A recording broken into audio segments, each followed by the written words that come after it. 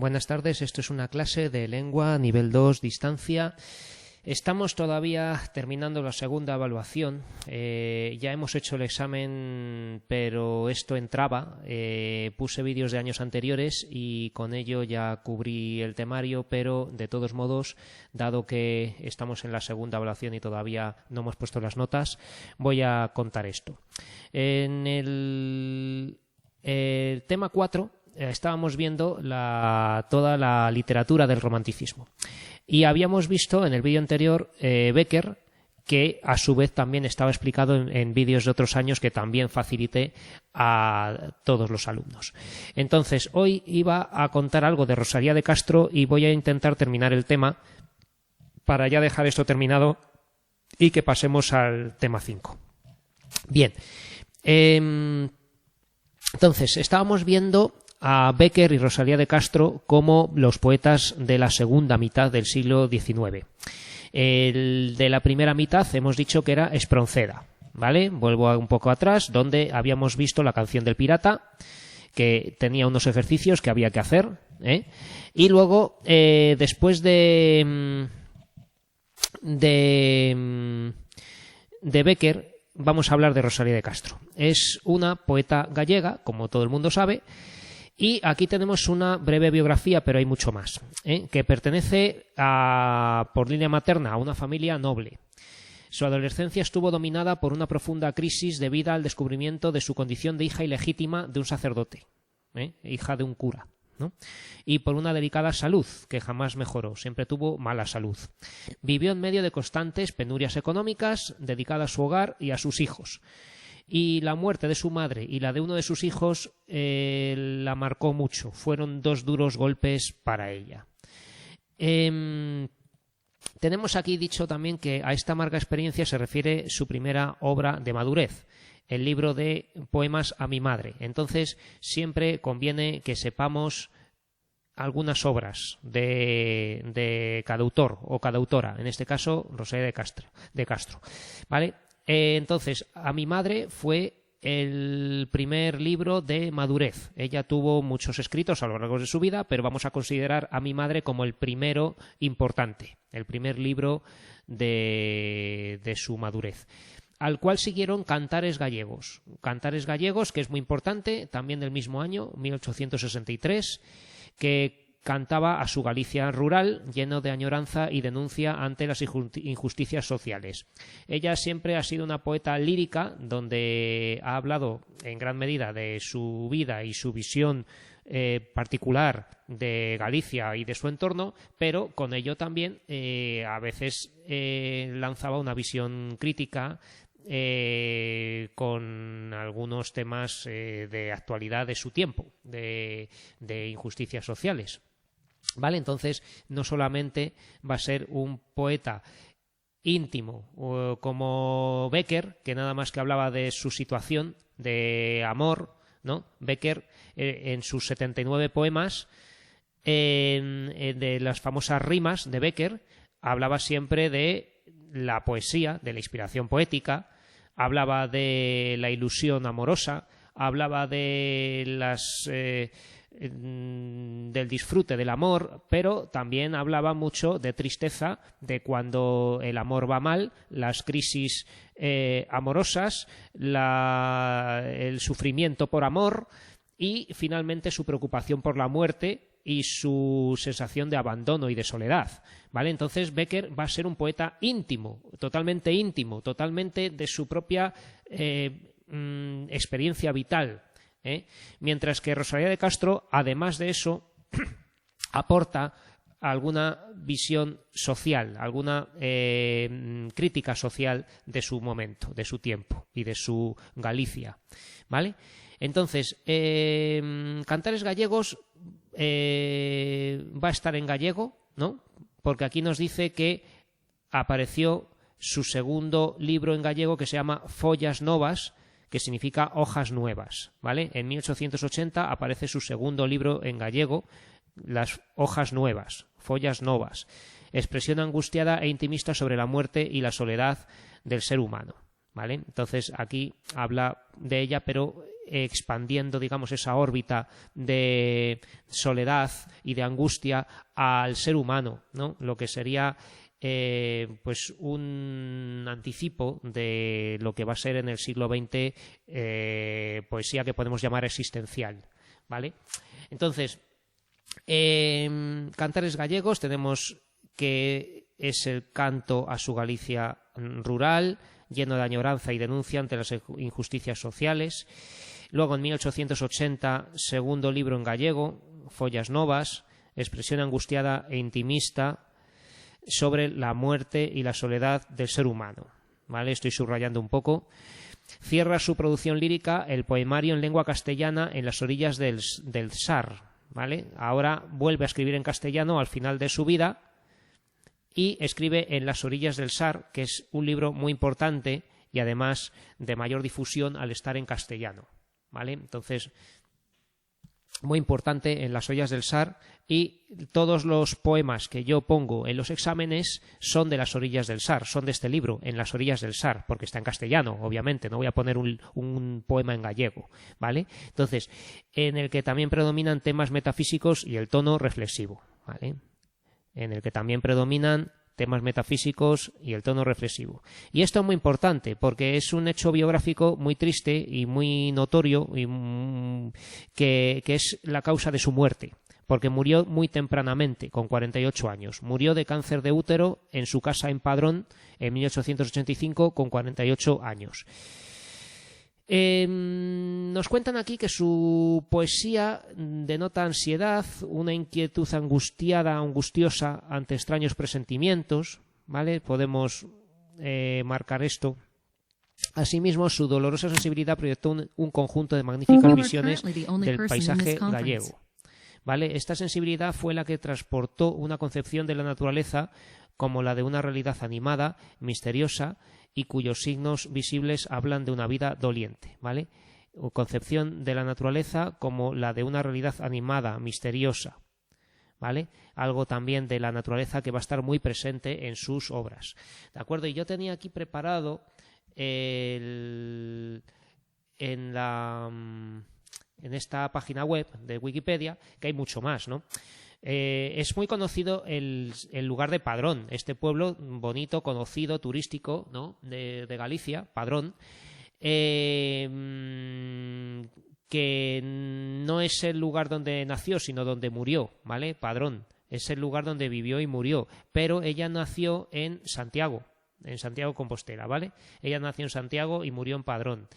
También fue novelista, aunque estemos estudiando solo poemas, ella también escribió narrativa, ¿vale? Escribió algo de novelas, tanto en gallego como en castellano. Es representante del Resurdimento gallego, ¿vale? El resurdimento es, como pone aquí, la etapa cultural de la historia de Galicia en el siglo XIX que reivindica la lengua y la cultura de Galicia, que en estos momentos, con el romanticismo, cobran auge los nacionalismos, tanto de Alemania como de Italia, como de muchos sitios de Europa, como en España. El catalán, la Reinaixença, el Resurdimento en Galicia y el vasco, ¿vale? Los vascos también, con su Sabino Arana y sus temas locales, pues reivindican el vasco como lengua y su cultura como única en el mundo, ¿no? Pues en Galicia también hay un resurgimiento en español, ¿verdad? Un resurgimiento, que llaman así, de la etapa de la cultura gallega. Vale, como vemos aquí, la agrupan con Bécquer para hablar de la precursora de la poesía española moderna. Efectivamente, va a ser un salto, una renovación muy importante la de Bécquer y Rosalía de Castro en la creación poética, porque la poesía hasta entonces seguía unos patrones, seguía unas normas, tenía una forma de expresarse que no había variado desde mucho tiempo atrás. Y en este momento es cuando empieza a haber verso libre, cuando empiezan a combinar rima sonante y consonante, cuando podemos ver que se rompen las normas y se hace un tipo de poesía, tanto de forma como de contenido, muy especial y muy diferente. Entonces, nada, más que nada, las 3 obras más importantes son Cantares gallegos, Follas novas y En las orillas del Sar, que tenemos aquí dicho, junto con A mi madre, que es el primer libro, ¿vale? El primer libro de poemas. El libro de poemas A mi madre, que es como, vamos a poner aquí, primera obra de madurez, el libro de poemas A mi madre, ¿vale? Que ya hemos dicho que es de 1863.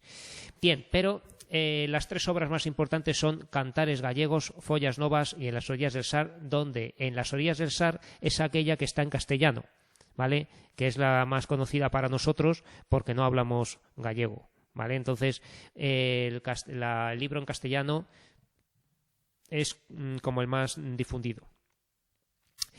Nos pone aquí que es una obra que ahonda en el lirismo subjetivo, ¿no? Es una obra profundamente lírica. Y sobre todo pues que ahí se plasma esa madurez poética de ella, que sabe ya escribir muy bien al final de su vida, ¿vale? Bueno, pues yo recomiendo que echen un vistazo a toda su biografía, alguien que tenga interés, que no dejo de decir que las clases que aquí tenemos no son para nada formativas. Esto es todo un comienzo para que ustedes se formen por su cuenta, y porque al final todo estudio es autodidacta, ¿vale? Entonces no podemos contar todo esto aquí, ni tiene sentido alguno. Vale, entonces yo quería también decir que este poema que tenemos ahora comentado, hora tras hora, día tras día, ¿vale? Este poema que está aquí comentado ya se comentó muchas veces en vídeos anteriores. Entonces, yo aquí estoy poniendo, voy a ir para atrás, estoy enseñando en pantalla mi canal, el canal de YouTube, que incluye los mismos vídeos que en la Mediateca Educa Madrid, ¿vale? Donde subo también los vídeos. Entonces, en vídeos pueden ver todos, pero en listas, aquí en el apartado listas, aquí, si buscan ustedes romanticismo, aquí está. Vale, aquí pues buenas tardes. Vídeos, esto es una... Perdón. Aquí hay 15 vídeos ya guardados y hoy añadiré este seguramente, no sé si me olvido alguno, en una lista que ya tiene algunos repetidos. Entonces, simplemente echen un vistazo, ¿no? ¿Estás buscando un coche? Aquí tenemos la canción del pirata ya 2 veces, ¿vale? Este vídeo, perdón por los anuncios, pero es así, este mundo, de hora tras hora, día tras día, ya lo tengo grabando. Ya lo tengo comentado varias veces, castellano. ¿vale? Está comentado varias veces aquí, ya, ¿vale? Entonces, este vídeo que está ya comentado no tiene sentido que lo comente otra vez. Algo diré, ¿vale? Pero bueno, que hora tras hora, día Buenas tras día, tardes, esto es una... está 3 veces ya, por lo menos, ¿vale? Entonces no hace falta que lo grabe de nuevo. El de Becker también. De Becker tenemos varios vídeos de Becker, Aquí tienen el de la rima 52, la de Olas gigantes que os rompéis bramando, que están los apuntes, ¿vale? Antes de Rosalía de Castro teníamos este poema de Becker, la rima 52, Olas gigantes que os rompéis bramando, que está comentado, ¿vale? Está por escrito y en vídeo. Luego tenemos un vídeo que he incluido aquí, que es repaso de conceptos de poesía, métrica y rima, ¿vale? Que conviene, Hola, ver. Buenas tardes. Si todavía no saben contar sílabas, si todavía no saben lo que es la rima sonante y consonante, si no saben lo que es una sinalefa, si no saben que cuando acaba un verso en sílaba aguda se suma una sílaba, ¿vale? Hay muchos datos aquí que son importantes para saber analizar un poema, ¿vale? Entonces, aquí está explicado también en este vídeo de 43 minutos, ¿vale? Está todo explicado aquí para contar sílabas y no equivocarse mucho, ¿vale? Entonces, Yo recomiendo que vean todo esto y se pongan al día y no hagan pereza de ver y escuchar vídeos, ¿vale? Porque no es algo costoso, se puede hacer mientras hacen otra cosa y por lo menos algo les queda, ¿vale? Es mejor verlos con atención, pero que si no los ven con plena atención, de algo siempre sirve, ¿de acuerdo? Entonces, dicho esto, volvemos al tema y habíamos dicho que teníamos el poema hora tras hora, día tras día de Rosalía de Castro, ¿vale?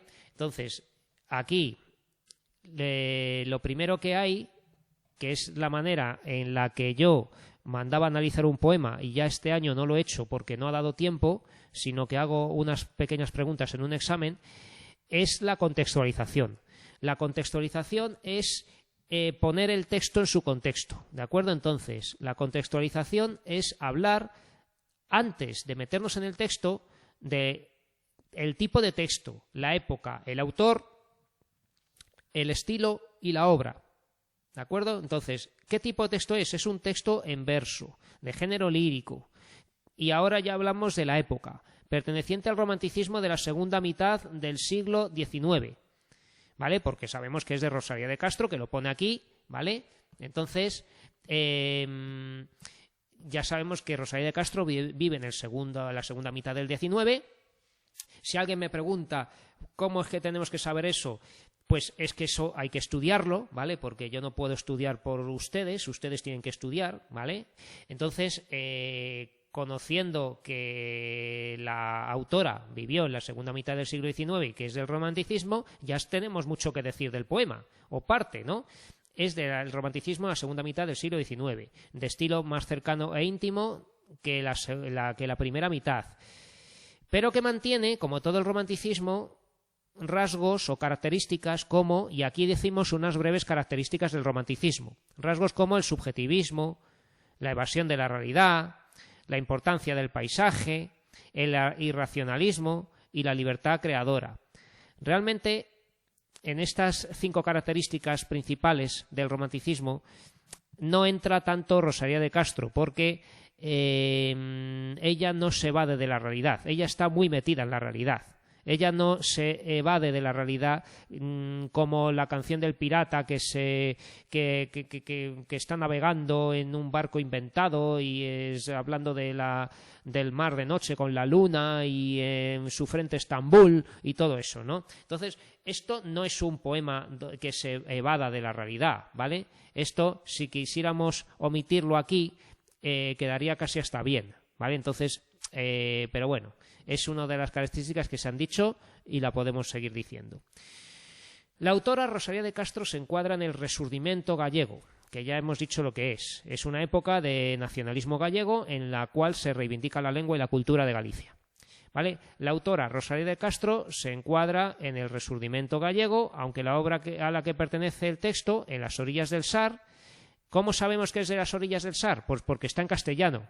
Si estuviera en gallego, sería de Cantares Gallegos o de Follas Novas, ¿vale? Pero es de las orillas del Sar. Entonces, en las orillas del Sar está en español, en castellano, ¿vale? Entonces ya sabemos que es de esta obra, En las orillas del Sar, 1885, que pertenece a su última etapa en la que volvió a escribir en castellano. La poesía de este libro muestra principalmente sentimientos de desengaño, desolación y dolor tras la pérdida de la esperanza para replegarse en sí misma. Esto, pues bueno, si sabemos decirlo bien, y si no, por lo menos hemos dicho la obra a la que pertenece. ¿Vale? Entonces,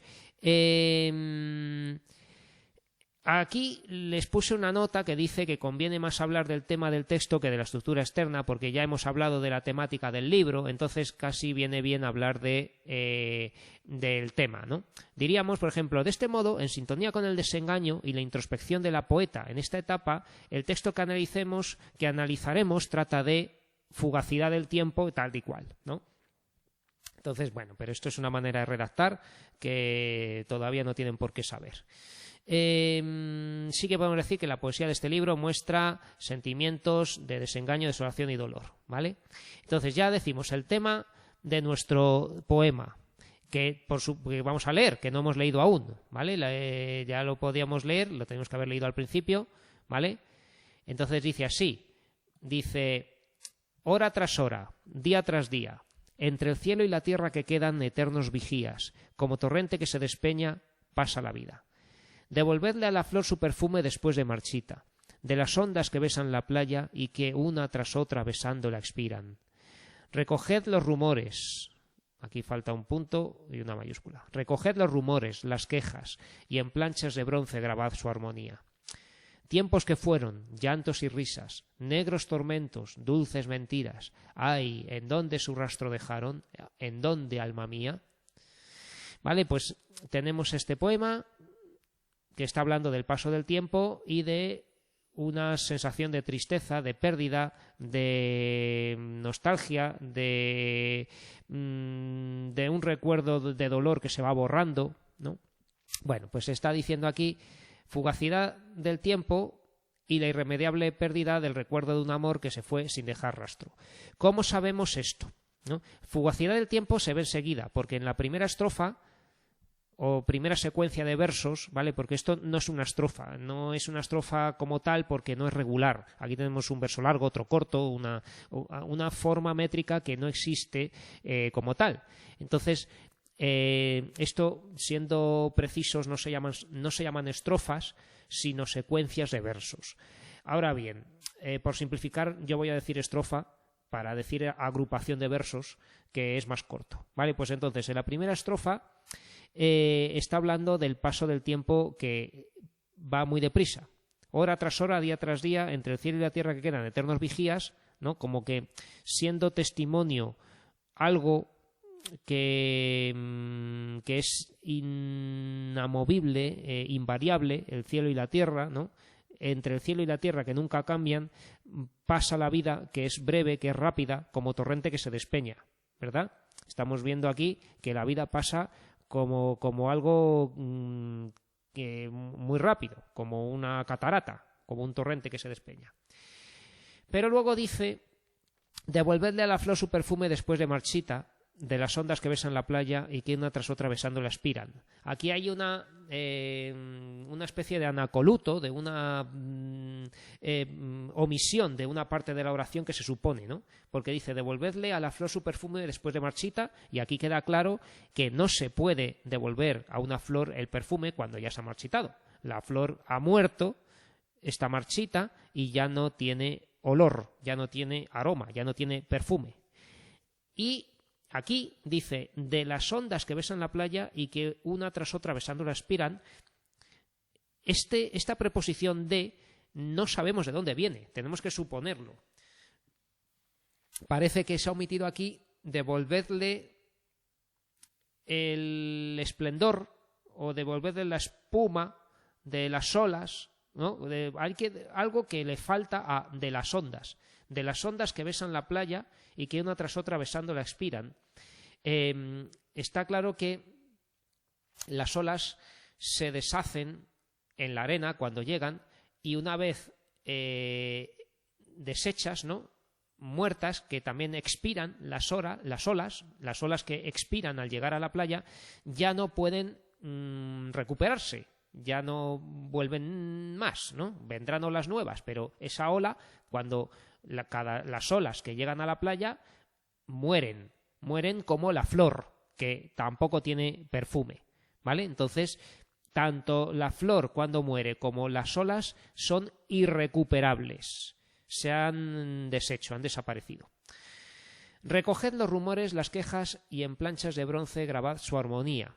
Y entonces, dado que esto está dicho en esta secuencia de versos, estos dos últimos versos de la segunda estrofa o secuencia tienen que ver con esto que se ha dicho anteriormente. Entonces dice, recoged los rumores, las quejas y en planchas de bronce grabad su armonía.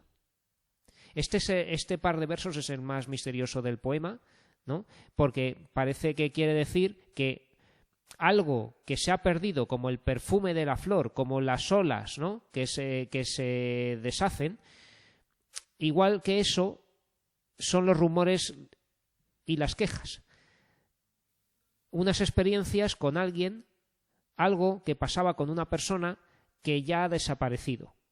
¿De acuerdo? Entonces, estos rumores y quejas han desaparecido, y aquí dice con un imperativo que se dice a sí misma, y en planchas de bronce grabad su armonía, ¿no?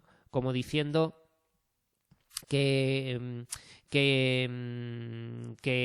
intentes conservar eso cuando ya se ha perdido. Y la siguiente estrofa dice así: negros, o sea, tiempos que fueron llantos y risas, negros tormentos, dulces mentiras, ¿no? Entonces, aquí ya está claro que estamos hablando de tiempos pretéritos, de tiempos pasados, remotos, tiempos que fueron. Y con esos tiempos que fueron, se fueron llantos y risas, negros tormentos, dulces mentiras, ¿no? Estas pocas palabras son unas pinceladas de un cuadro abstracto o impresionista, ¿no? Que nos sugieren mucho. Esos llantos y risas, pues está remitiendo a alguna relación amorosa, seguramente. Había llantos y había risas. Negros tormentos, dulces mentiras. Pues eso también parece remitir mucho a una relación amorosa, ¿verdad? Negros tormentos, torturas, malos momentos, ¿no? Negros tormentos, y también dulces mentiras. Dulces mentiras que las que se decía el uno al otro, mentiras piadosas, puede ser. También pueden ser mentiras, dulces mentiras, las que se decía ella a sí misma. Dulces esperanzas o dulces ilusiones, ¿no? Podríamos entender aquí mentiras como ilusiones, ¿vale? Que al final no son más que mentiras también, ¿vale? Dulces ilusiones que ella tenía con esa persona, que quedó en nada porque murió y esa relación murió también. Y aquí acaba diciendo que no han dejado rastro alguno, porque utiliza un erotema, ¿vale? O una pregunta retórica, ¿vale? Un erotema o pregunta retórica es esto: ¿hay en dónde su rastro dejaron? ¿En dónde, alma mía? Entonces, con esta pregunta afirma que no han dejado rastro alguno. Recuerden que un erotema o pregunta retórica es una pregunta que sirve para afirmar. Cuando llegan ustedes tarde a casa y está su padre esperando porque llega muy tarde, ¿no? Y dice su padre: ¿son estas horas de venir? Y esa pregunta de ¿son estas horas de venir? ¿O son estas horas de llegar? Pues deja claro que no son horas de llegar, ¿no? Que ya es muy tarde. Entonces, pues eso es una pregunta retórica o erotema. Vale, entonces después del tema vendría el resumen, donde aquí tenemos escrito esto. La poeta nos expone que la vida se va con mucha rapidez y que con ese rápido paso del tiempo no queda nada de los recuerdos que nos emocionaron, como esa flor de perfume y todo eso, comparándolos con el aroma de flores tras haberse marchitado o la desaparición de las olas en la playa. Así desaparecen los recuerdos de alguien, los llantos, las risas, las mentiras, se van olvidando sin dejar rastro, ¿vale? Entonces, esto sería un resumen, una paráfrasis, una manera de decir lo mismo que dice el poema para este comentario de texto, ¿no? Estamos comentando el texto y aquí pues ponemos el resumen, ¿vale? Lo leo otra vez. La poeta nos expone que la vida se va con mucha rapidez y que con ese rápido paso del tiempo no queda nada de los recuerdos que nos emocionaron, comparándolos con el aroma de flores tras haberse marchitado o la desaparición de las olas en la playa. Y así desaparecen los recuerdos de alguien, sus llantos, las risas, ¿no? Las mentiras, etcétera, se van olvidando sin dejar rastro. Vale, y aquí tenemos que anotar la estructura externa de 3 secuencias de versos de distintas medidas y el esquema métrico anotado en el poema, que aquí no está anotado, ¿vale? Entonces, lo tenemos en otros vídeos, vamos a anotarlo en el poema. De todos modos, ya me acuerdo yo que este verso es de 10, hora tras hora, día tras día. Aquí tenemos además que en muchos versos Rosalía de Castro consigue hacer hemistiquios, es decir, que hace 2 mitades de 5 versos. Estos son 5, estos son 5, entonces estos son 10. Hora tras hora, día tras día. Entre el cielo y la tierra que quedan, entre el cielo y la tierra que quedan.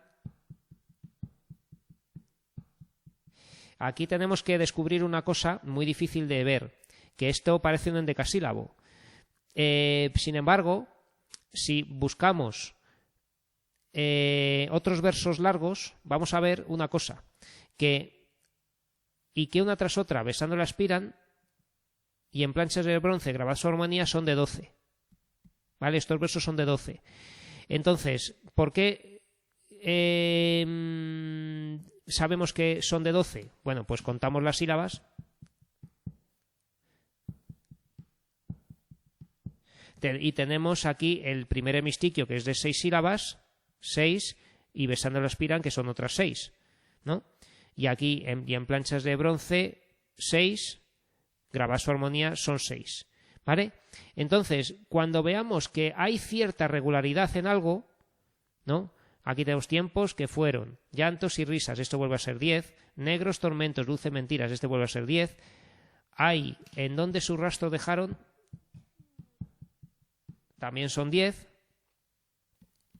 en donde alma mía, este tendrá que ser 6 seguramente, a ver, sí, son 6 sílabas, ¿vale? Entonces vamos a ver que tenemos algunos versos de 10, otros de 12, otros de 6, y el único raro que tenemos es pasa la vida, que son 5, ¿no? Este también es de 10, ¿vale? Entonces tenemos versos de 10, de 12, de 6 y de 5 sílabas. Este es de 6, eternos vigías.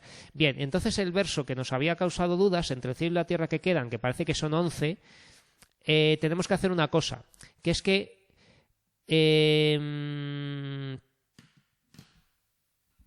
sí, no había nada raro, no es tan raro este verso porque estaba viendo que la sinalefa, perdón, aquí hay una sinalefa y que la cesura de los dos hemistiquios, la breve pausa que tiene que haber en medio para contar las dos mitades iguales, está aquí, entre el cielo y la, estos son 6, tierra que quedan, estos son otros 6, entonces este es de 12, ¿vale? Devolverle la flor su perfume es de 10, ¿vale? También tiene el primer hemistiquio un poco raro porque es devolverle a la, aquí están las 5 primeras sílabas y aquí las otras 5, flor su perfume, ¿vale? Después de marchita son 6. Las ondas que besan la playa también serán 10. ¿Vale? Y creo que ya están. Bueno, en fin, no hacía falta hacer este desorden, pero sí que es un poema complicado porque son metros, medidas de versos que son bastante poco frecuentes, inusuales. Normalmente nos salen en decasílabos y aquí han salido versos de 12, ¿vale? Lo cual es muy raro. Y también versos de 10 que también son muy raros, ¿no? Entonces, ¿cómo es la rima? Pues vamos a fijarnos que día, ¿dónde tenemos una rima con día? Tenemos vigías, pero vigías acaba en S, entonces esto no puede ser una rima a no ser que sea rima asonante, ¿vale? La rima asonante es que solo coinciden las vocales. Entonces, tenemos día, puede que sea con vigías, puede que sea con vida. Y luego quedan y despeña. Pues efectivamente, aquí tenemos quedan, que rima la E y la A. Quedan y despeña la E y la A. Y aquí ya vemos la pista que buscábamos, que esto rima asonante, ¿vale? Va a coincidir la E y la A, la I y la A de día, vigías y vida, y marchita, expiran también, armonía. Entonces sí que tenemos muchas palabras con una I y una A. Claro que no es rima consonante, es rima asonante. Risas, también tenemos una I y una A. ¿Vale? Entonces es un poema complicado porque la rima casi no se nota. Es una rima casi invisible, pero ahí está. Bien, entonces hemos dicho, vamos a usar otro color para la rima, que día va a rimar con vigías, con vida, con marchita, con expiran, armonía, risas, mentiras y mía, ¿no? Entonces tenemos muchos versos que llevan la I y la A en su última palabra, ¿vale? Entonces, esto sería 10A mayúscula porque es un verso de arte mayor, vigías es una A minúscula por ser de arte menor, vida va a ser otra A minúscula por ser de arte menor, marchita es otra A minúscula por ser de arte menor, expiran es A mayúscula, armonía es A mayúscula, risas A, mentiras también, y alma mía A minúscula. ¿vale? Y ahora vamos a poner la B para quedan, B mayúscula, ¿vale? Que rima con despeña, también es B mayúscula porque es otro verso de arte mayor. ¿Hay alguna más que acabe en E o en A? Sí. Recoger los rumores, las quejas, ¿vale? Recoger los rumores, las quejas es otro verso que rima en E y A. Vamos a ponerlo así, que se sepa. Despeña, quedan, quejas, E, A. Entonces esto es otra B mayúscula. ¿Alguna más? No. Y luego tenemos perfume, que no rima. Es un verso libre. Playa no rima tampoco con nada. Y dejaron tampoco rima con nada. ¿Vale? Entonces aquí tenemos el esquema métrico y de la rima, que sería este apartado. ¿Vale? Es la estructura externa, ¿vale? Que ya hemos hecho, que son 3 secuencias de versos de distintas medidas. Esquema métrico anotado en el poema. Esto habría que ponerlo así o ponerlo aquí, ¿no? Que hemos dicho 10A, 12B, 6A, ¿vale? Pondríamos aquí la 10A, 12B, 10A, ¿no? Tenemos que ir copiando todo esto para poner, 6A, ¿vale? Para ir poniendo el esquema métrico, ¿vale? Habría que ponerlo aquí todo copiado del verso. Y ya hemos dicho que la rima es asonante, ¿vale? Rima asonante porque solo riman las vocales. Solo coinciden las vocales en los finales de palabra desde la vocal tónica. Quedan, despeña, quejas, ¿vale? Bueno, la estructura interna también la hemos mencionado un poco ya cuando hemos leído el poema. Consta de 3 partes. 3 partes que sería la primera secuencia de versos del 1 al 5, donde expresa que la vida pasa con gran rapidez, ¿vale? La vida pasa con gran rapidez. La segunda parte, que es la segunda secuencia de versos, hace referencia a lo irrecuperable después de haberlo perdido, haciendo alusión a lo que parecen recuerdos de una persona, ¿vale? Con esto de rumores y quejas. Y la tercera parte, que sería la última secuencia de versos, ¿vale? Los versos 12 al 15, concluye diciendo que los momentos compartidos con esa persona amada se fueron sin dejar rastro, que es lo que hemos dicho que pasa aquí, ¿no? Ay, en donde su rastro dejaron, en donde alma mía, ¿vale? Bueno, en cuanto a los recursos lingüísticos, pues aparece la función poética, ¿vale? Funciones del lenguaje, la función poética, la expresiva y la apelativa, aunque estos versos del imperativo de la segunda parte, el devolverle y recoged, se los dice a sí misma. Se los dice a sí misma, ¿vale? Es una falsa función apelativa. Es una función apelativa que parece que quiere llamar la atención del receptor, pero realmente se lo está diciendo a sí misma, ¿vale? Entonces, luego podemos hablar de campos semánticos, ¿vale? De elementos de la naturaleza, cielo, tierra, torrente, flor, ondas, ¿vale? También playa. También hay emociones o vivencias, como tormentos, mentiras, rumores, quejas, llantos, risas, ¿vale? Esto es una manera de analizar el poema por campos semánticos. Notamos que hay adjetivos antepuestos, adjetivos antes de los nombres, negros, tormentos, dulces, mentiras, ¿vale? Esto indica subjetividad. Y figuras retóricas, pues también están comentados en otros vídeos y en los apuntes, que es que aparece pues un paralelismo dentro del primer verso, hora tras hora, día tras día, ¿vale? Esto realmente, no, más que un paralelismo, es una bimembración. Una bimembración es dentro del mismo verso 2 partes iguales. 2 partes iguales no, dicho con palabras distintas, pero casi lo mismo. Hora tras hora, día tras día, ¿no? Decir casi las mismas palabras dentro del mismo verso, con el mismo número de sílabas, eso es una bimembración. Un encabalgamiento entre los versos 2 y 3. Encabalgamiento es romper lo que se dice al final de un verso y seguir en el siguiente, ¿no? Entre el cielo y la tierra, ¿qué quedan, ¿no? Y tenemos aquí ¿qué quedan ¿qué? Pues eternos vigías, ¿vale? O sea, un encabalgamiento es esta ruptura de unidad sintáctica y semántica entre el primer verso y el segundo, o sea, entre dos versos, ¿no? Entre el cielo y la tierra que quedan eternos vigías, ¿vale? Esto es un encabalgamiento, ¿vale? ¿Qué más? Pues tenemos la personificación de eternos vigías, ¿vale? Vigías, ¿no? Como que son unos vigías eternos, el cielo y la tierra, pues eso es atribuir cualidades humanas, la de vigilar, a elementos de la naturaleza, ¿no?